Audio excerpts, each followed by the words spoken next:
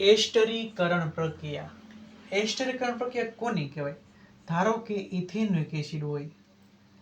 Ethanoic એસિડનું સૂત્ર CH3COOS થાય ભાઈ.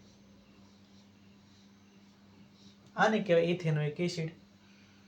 આની પ્રક્રિયા છે ને ભાઈ આલ્કોહોલ સાથે થાય. CH3CH2OS.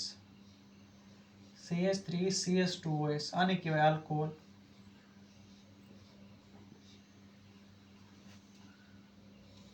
આ પ્રક્રિયા પ્રતિવર્તી રિએક્શન છે અને એસિડ ઉદ્દીપકની હાજરીમાં થાય અથવા સાંદ્ર H2SO પર પણ હોય. બે હાલે.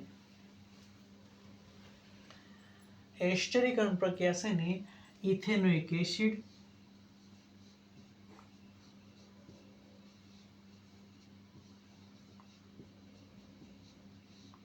અને ઇથેનોલ સાથે પ્રક્રિયા થઈ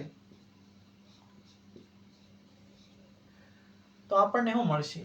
આયલી OS છૂટો પડશે અને આયલી OS છૂટો પડશે.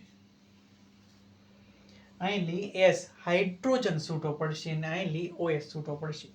તો આપણને વચ્ચે આવું અહીં લખવું કે CH3COO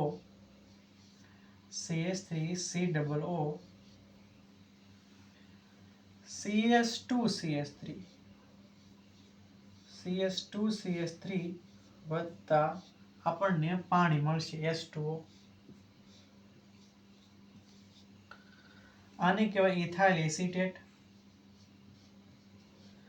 આને કહેવાય ઇથાઇલ એસિટેટ.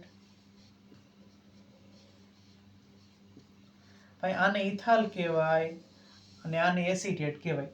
એટલે આનું નામ જ તે એસ્ટર થાય. આનું બીજું નામ શું થાય? એસ્ટર થાય. ઇથેનોઇક એસિડની પ્રક્રિયા ઇથેનોલ સાથે કરવામાં આવે અને એસિડ ઉદ્દીપકની હાજરીમાં થાય તો આપણને ઇથાઇલ એસિટેટ અને પાણી મળે છે. આને પાણી કહેવાય.